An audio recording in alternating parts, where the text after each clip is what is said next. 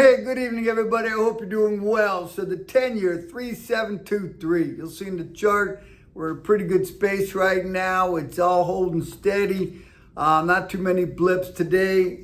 So we'll just see how this thing continues.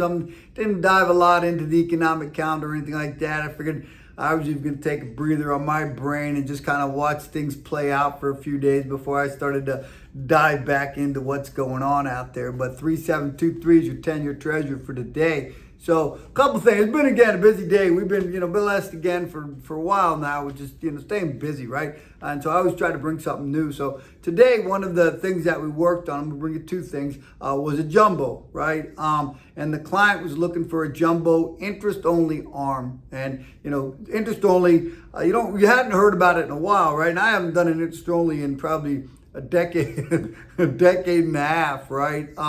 And people may or may not, like interest only and say, oh, that caused a lot of problems. But quite frankly, if you know what you're doing with an interest only product, it can be very beneficial for accelerated principal reduction, right? So what you're basically doing is you're just paying the interest, right?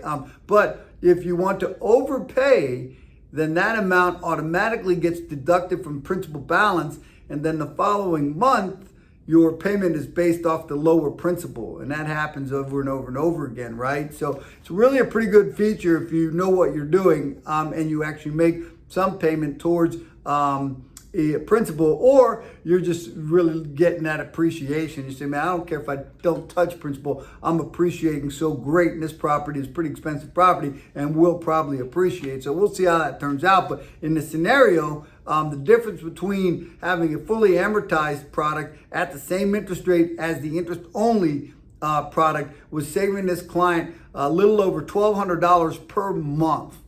Right now, just imagine you're throwing back towards principal every month if you made the full payment and watched principal reduce, and kept a little bit at a time. So really good stuff. We also, what else did I work on? Oh, I also had a client that, another jumbo deal, but we did a first conforming and we did a second to make up the difference in the spread for the jumbo. So we have a $724,000 first mortgage, right?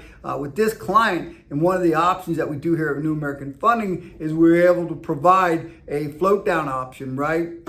So we locked him at a rate, and then today rates were almost 3/8. It was like 0.4, right? Not quite a half, a little over 3/8 lower. So we were able to float him down.